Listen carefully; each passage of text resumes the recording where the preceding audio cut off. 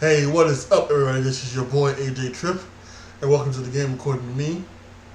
This is a weekly podcast where we talk about what's happening in college and pro football, but also we're gonna talk about what's happening in Major League Baseball. Let's start with that. We had sweeps of every wild card game, 2-0, in amazing fashion. So let's take a look. The wild card, go back. Rangers beat the Rays on Tuesday, October 3rd, 4-0. They then came back later on Wednesday, October 4th, and beat the Rays 7-1. Rangers move on. Diamondbacks beat the Brewers 6-3, and then beat the Brewers 5-2. The Twins beat the Blue Jays 3-1, and then 2-0. Phillies beat the Marlins 4-1, and then 7-1. So all wild card series went 2-0, and now we're starting the divisional series. So let's take a look at some of the games that happened so far. I'll be honest with you, I've not been keeping close tabs on this. I've been watching, other things, in particular football. So I can't break down about things that are happening or anything like that. But I can just let you know the Rangers beat the Orioles 3-2 on Saturday, October 7th. The Twins beat the Twins lost to the Astros, 6-4 on Saturday. Also on Saturday, the Phillies beat the Braves, shut them out 3-0. And the Diamondbacks destroyed the Dodgers, destroyed Clayton Kershaw 11-2. On Sunday, the Rangers beat the Orioles 11-8. It looks like the Orioles, who had the best record in Major League Baseball, could be swept by the Texas Rangers. And the Twins came back to tie up the series against the Astros 6-2. As we now head to yesterday's action, the Braves beat the Phillies, tying up their series 1-1, 5-4. And the Arizona Diamondbacks take a 2-0 lead over the Dodgers. A couple of surprising 2-0 leads there, the Rangers over the Orioles and the Diamondbacks over the Dodgers. As we look ahead to tonight, two game threes, we have the Astros and the Twins series tied at 1 back in Minnesota. And in Texas, the Rangers looking to sweep the Orioles with a 2-0 lead. So we have that. Tomorrow is game 4 for the Astros and the Twins, and game 3 for the Phillies and the Braves. If necessary, game 4 for the Rangers and Orioles, and definitely necessary game 3 for the Dodgers at the Diamondbacks. So we could have some series end over the next couple of days. We'll have to wait and see if that does happen. But man, as we starting the playoffs and things starting to look, we're getting the normal things that we get out of the Major League Baseball playoffs, where the teams that were so good the entire year starting to choke a little bit when they get to the playoffs. Okay, so let's do college football. I'm going to go on a rant. I'm just letting you guys know. I'm going to go on a rant at some point over Notre Dame, and that's totally. I hope that's totally fine for you guys. And if it's not, I apologize. But I got something to say. I couldn't speak it online, or I couldn't speak it on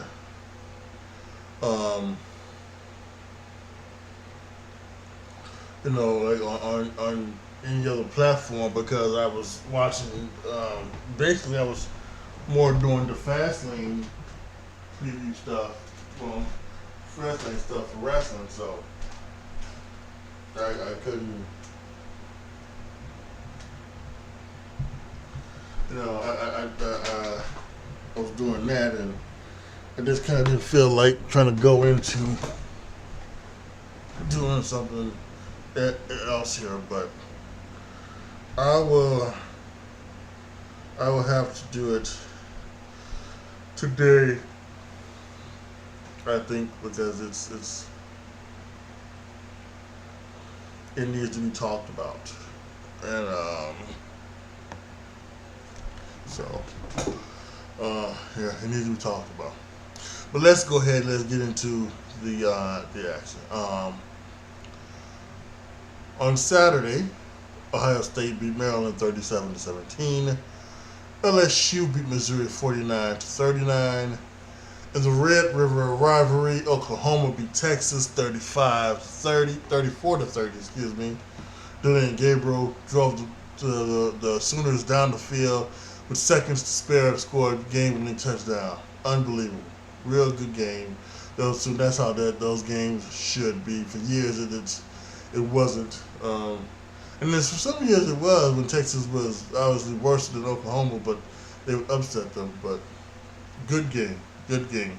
UCLA beat Washington State 25-17.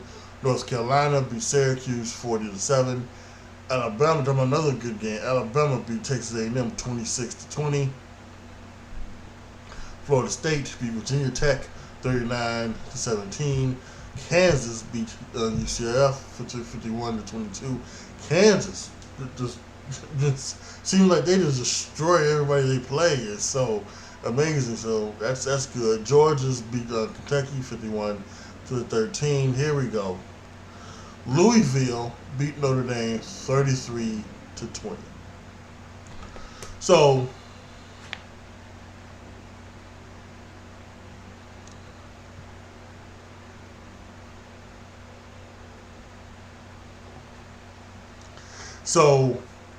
here's the thing that drives me up a wall, right?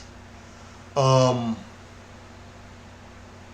Dame probably had their best chance to win the college football championship that they've had in years, because they seemingly, at least what I thought, had a good quarterback, one that could make plays from the pocket in Sam Hartman, and a good dominant running game, and a defense good enough to stop the big boys from going on you. But the last few weeks have just been ridiculous. The whole thing with Ohio State and then having 10 guys on defense and things like that's one thing. That's a heartbreaker. That's just something that you just kind of just. I guess you take as the facts of life. Take the good, you take the bad, right? But then to have to come from behind to beat Duke, and you are football school. And you're playing football, Duke. You're not playing basketball, Duke. You should not have to come from behind to beat Duke, and they did. And that's what. And I was worried last week, and that's why I kind of went off on Twitter last week about them having to try to come from behind to beat Duke, because to me that's not a team looking to win a national championship to come from behind against Duke. You're not gonna beat USC. You're not gonna beat Clemson. You didn't beat Ohio State. Trying to come from behind to beat Duke, and then this week you can't even beat Louisville again. Another basketball school that you just let just run all over you. You threw, Sam Hartman threw interceptions. The Wazoo, the teams are stopping them from running the ball effectively, and it is garbage, because you're not going to find another. I don't think Notre Dame is going to get another quarterback like Sam Hartman, and maybe we were even wrong. Maybe we were even wrong to thinking that Sam Hartman was this thing, because they were the teams they were playing the first 4 weeks were tomato cans, Navy and Central Michigan and all of these other ones that made Sam Hartman better than he was. And that's the thing. And That's just not the case, and it is, my God, we're never just going to win a championship at Notre Dame.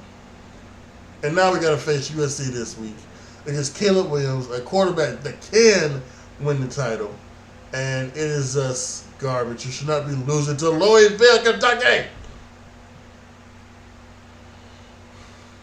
Mississippi beat Arkansas 27-20.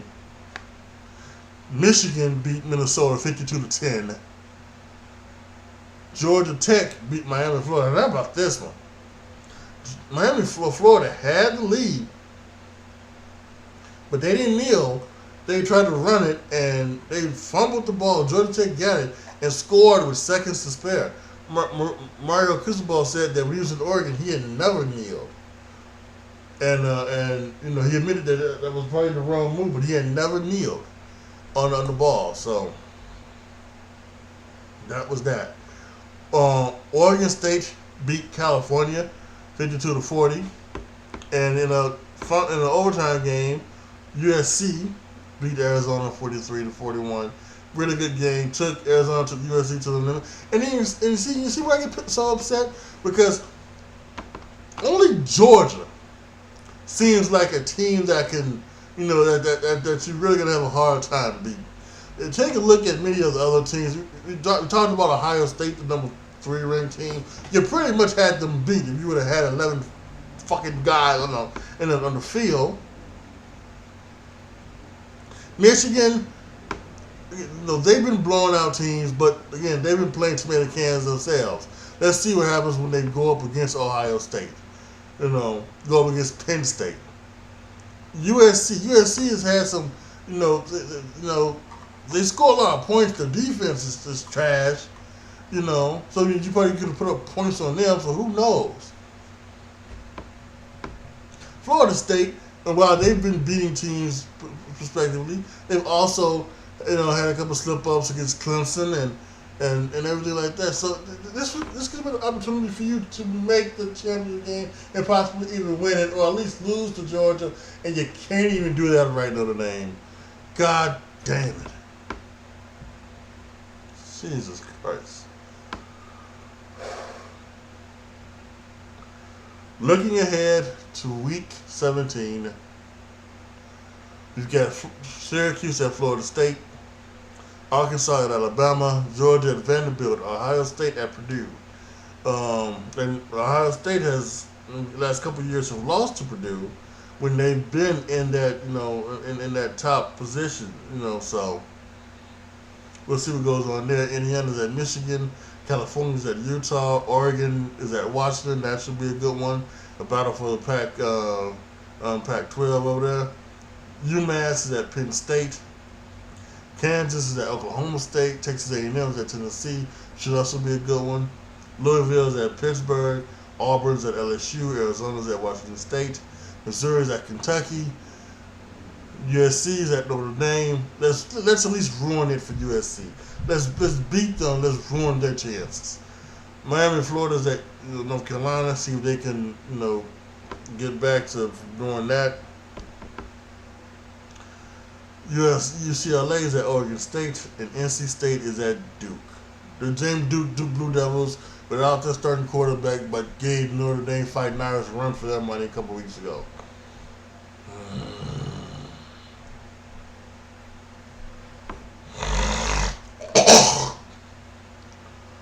So now to the NFL, starting with last Thursday, my team, the Chicago Bears, honored their fallen legend, Dick Butkus, who on the same day passed away at the age of 80, died in his sleep. Went out there and beat the Commanders 40-20. Now, for Bears fans, this should not be a thing of like Justin Fields has arrived, Justin Fields is here. He has played. Some people want to say 7 quarters, but no. Actually, he has played 5 quarters of pretty good football. But first, let's see him do a whole game, 1, and then 2, let's see him do it consistently. Now, listen, they're still calling these dumb design runs, and that's got to stop. But I think one of the things I've seen is that they've gone to doing some pistol, which helps Justin Fields with play action because he's not comfortable turning his back to the offensive line. Um, so during the pistol, he doesn't have to do that. He can just hold the ball out there like on a read option and it's a play action pass. So that could be good. So we will see what the Bears do to continue that.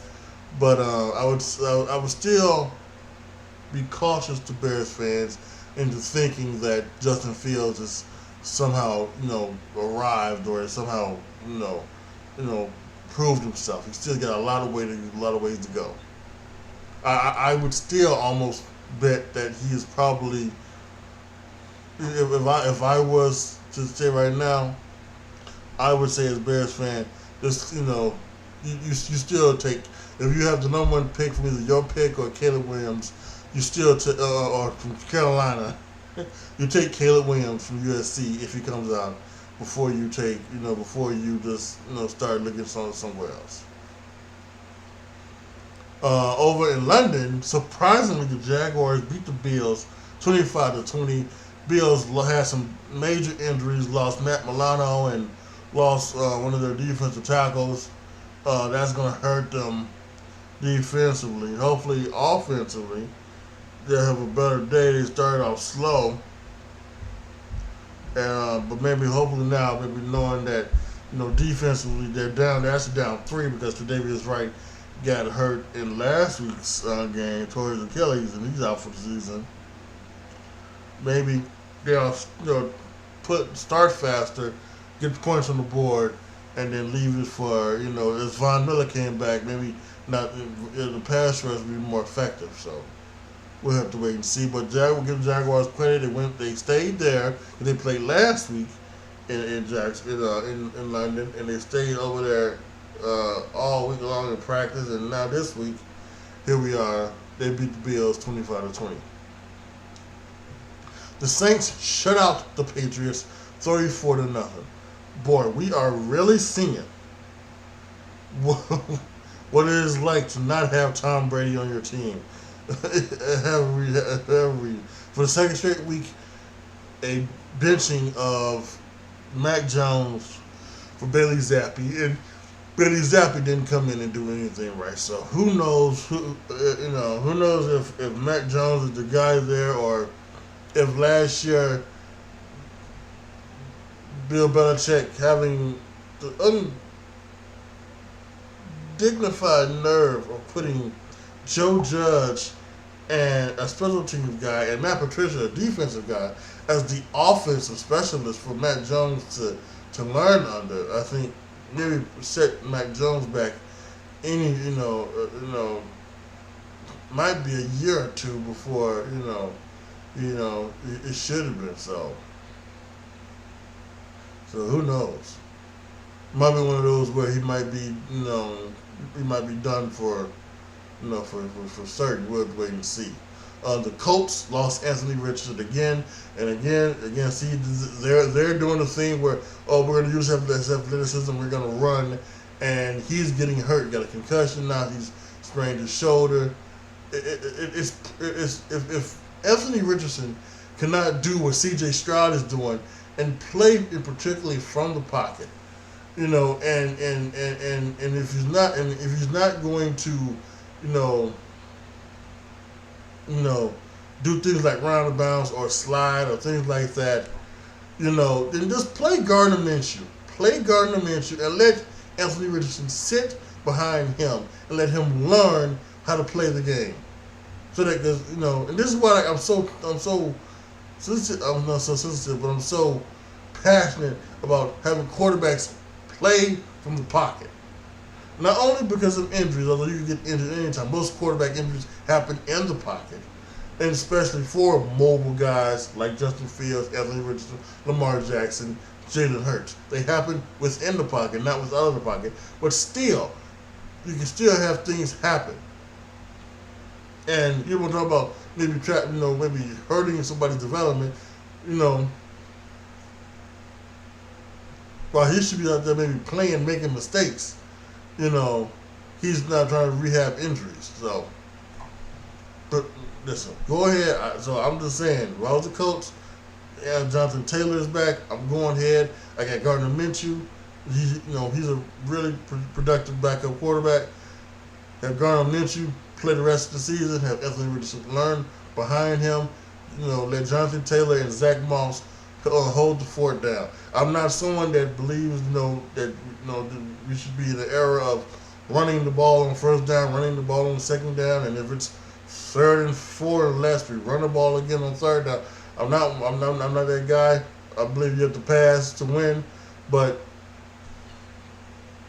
why not?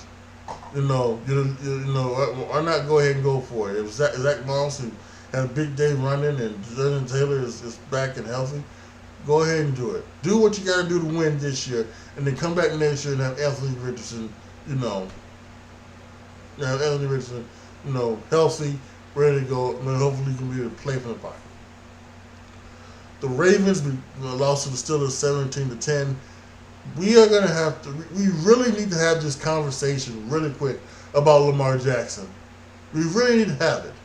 And while having this conversation after this past game may be kind of blind, as his weapons did not work from a lot of drops and a lot of drop balls and a lot of misrun routes and things like that. He has not played well either. They brought in this new guy, this new offense for maybe to kind of have more of a type of air raid type offense maybe, or something like that, where they would be more of a passing offense. It's supposed to show what Lamar Jackson can really do, but it's not working at this point in time, and that's because Lamar Jackson is an above average quarterback at best. He's a weapon because of what he can do with his legs, and he's a strong, but he has not progressed from his MVP year. He has regressed. And it's time for people to see this. He was not worth a monthly guaranteed contract. He's not worth the contract he signed. Lamar Jackson is maybe one of the most overrated players in NFL history. And we are seeing it, this season big time. And I believe by the end of the year, we're going to be saying the Baltimore Ravens are going to regret giving Lamar Jackson that contract after 1 year. The Detroit Lions beat the Carolina Panthers 42-24. Used to play a reverse where they handed it up to the running back handed it to the receiver threw it back to the quarterback throws a pass to the tight end down the right sideline for a touchdown. And guess what? Later on that evening in the 49ers game, the same play happened. So, beautiful. They didn't steal it. The 49ers say they didn't steal it from the Lions. They had actually had that play in their playbook, for a while now. But when the Lions used it, they said, okay, we'll do it as well. And it's time for teams to do that. I would like to see my team do that. Take from other, places. Take plays from other teams. Like the first the game against Denver with the Dolphins, those two shovel passes, no-look shovel passes. I'm taking those and I'm putting those in my offense. The Bears have done that before. They did. They stole the Travis Kelce play. Travis Kelce would go in motion, get on the center, and sneak it for a first down. They took that. Now they got Cole Kmet doing that. I think that was back in the old Matt Nagy days. So they may not even stole it. Matt Nagy just may have took it from Andy Reid. But yeah, it's time for the Bears to do some of that stuff. The Falcons beat the Texans 21-19. Desmond Ridder had his best day as a pro. Let's see if he can keep it continue. The Dolphins beat the Giants 31-16. Two devastating injuries on both sides of the field there. Devin Kane, who was one of the fastest men in the NFL, running back for the Dolphins, has hurt his leg. He looks to be out multiple weeks, and just continue to be in sacked so many times. Daniel Jones was sacked, got his neck hurt. He went out for the game. Who knows if he'll have a real play Sunday night against the Bills. The Bengals beat the Cardinals 34-20. Joe Burrow said he was finally healthy, looked healthy, went to Jamar Chase. He had 3 touchdowns. Big day for the Bengals. Let's see if they'll get back on track. Maybe become the first team to go 0-3. Is that what they are, 0-3 or whatever? But maybe for like the second time in a couple of years they'll go 1-2 and make the playoffs. Eagles beat the Rams 23-14. Cooper Kupp was back. Puka Panua, and I think that's her name, Puka Kanua, and Cooper Kupp back with the Rams. Get two big major threats from Matthew Stafford. Just couldn't get the job done against the Eagles. Eagles are still pretty good, 23-14. Jets beat the Broncos in the Nathaniel Hackett Bowl. Did it for Nathaniel Hackett, one of the worst coaching jobs ever in NFL history. They were 2-3. Now with a supposedly better coach in Sean Payton, they're 1-4. 31-21 Jets beat the Broncos. Zach Wilson still has a job. The Chiefs beat the Vikings 27-20. Scary moment in this game where Travis Kelce caught the ball and just fell. And one of those non-contact injuries, Achilles, ACL. Just turned out he sprained his ankle. Very good. We'll see if he will play this Thursday against the Broncos. But they ended up beating the Vikings 27-20. Justin Jefferson, however, is on injured reserve and going to miss at least 4 games with a hamstring injury. They got the Bears up next. 49ers beat the Cowboys 42-10. Brock Purdy almost cementing himself to be a top-tier quarterback. Let's see if he can still keep it continue.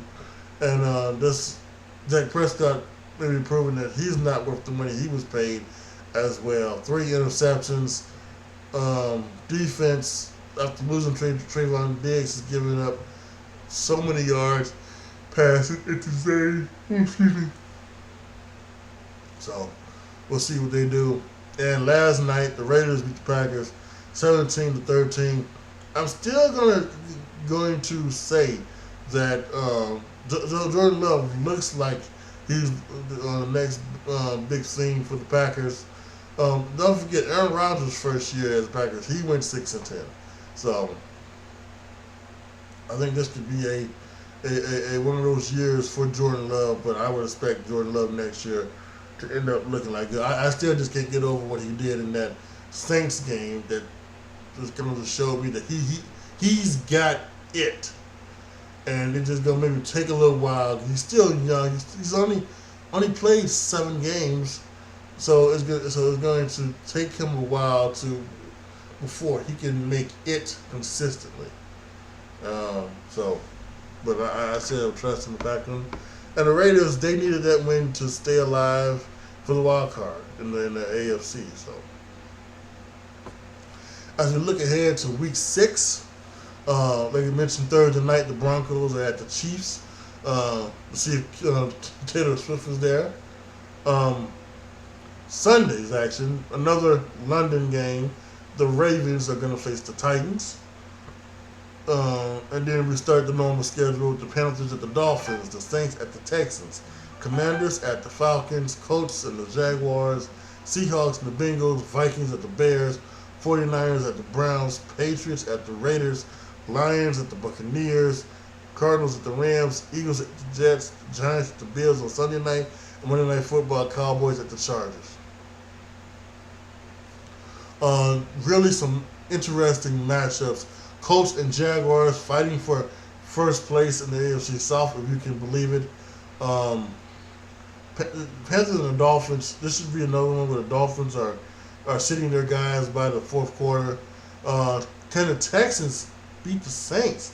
With their great start with C.J. Stroud. That's amazing. The Patriots need to get back on track. Last time the Patriots played the Raiders, that was the last year, where For some reason, the guys on the Patriots were throwing laterals, and when the laterals were caught by Chandler Jones, who pie-faced Mac Jones down to the ground and ran into an end zone to end the game. So, kind of a rematch of that last year's game. That should be very interesting. Lions need to go to Buccaneers. Buccaneers have been strong. They had the week off this year. They had a week off this week.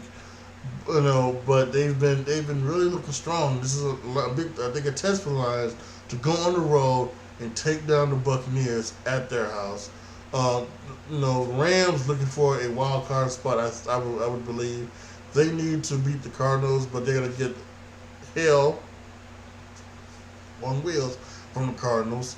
Eagles and the Jets. This should be very interesting. Can the Jets defense stop the Eagles? And can the Jets offense put enough points on the board if the Jets defense do stop the Eagles, put enough points on the board, to even be in this game? Monday night, Cowboys and the Chargers. Listen, this is a big game for both teams. I think Cowboys need to prove that that what they were saying after the game is true. They are a good team. Just had a bad day. Or they're gonna go out there and piss down their pants leg again. So and then the Chargers have to show that they are a good team that wins not in spite of but because of their head coach. So really good stuff this week happening in the National Football League. All right, guys, that is it for me this week. Thank you guys so much for dealing with my little rant on Notre Dame during this episode. I appreciate it. Make sure we are going to be back next week on the 17th. Once again, talking about college football, pro football, checking up on the Major League Baseball playoffs. And don't forget, in 2 weeks, the NBA preview and predictions episode as well. So make sure you're going to be here for that. Will that be a simulcast where it's both podcasts and on my YouTube channel? We'll wait and see. We'll wait and see how that goes. Maybe it will, maybe it won't. Actually, probably won't, because now that I think about it, I gotta go get some fillings done in the afternoon. So, I don't know. Maybe. We'll see. Just make sure you just stay tuned to my YouTube channel, youtube.com/AJTRIP. To figure out if it is or if it isn't. I'll make a decision by next week. Let you know on the podcast here next week. Thank you guys so much for listening. If you have enjoyed what you have been listening to, please go to patron.com/AJTrip and become a patron. Once I hit a certain amount of patrons, you will be able to determine what you see on my YouTube channel, what you hear on my other podcast, The Word According to Me, and what you see me play on my Twitch channel, twitch.tv/AJTrip20. There's also going to my my Spotify page. There, you can sign up for tiers, 99-cent tier, $4.99 tier, and $9.99 tier. Or, in this tough world that we live in, where it's hard, money is hard to come by, you can support me by just sharing my podcast on all of your social media podcasts, Instagram, Twitter, Threads, Reddit, Discord, wherever. Just share it. Anything that you do to support, whether it be monetarily or non-monetarily, I appreciate so much. And I appreciate the fact of you listening. Thank you guys so much for listening. This is your boy, AJ Trip, signing off. As always, be good to each other, y'all. Be careful out there. And I am out.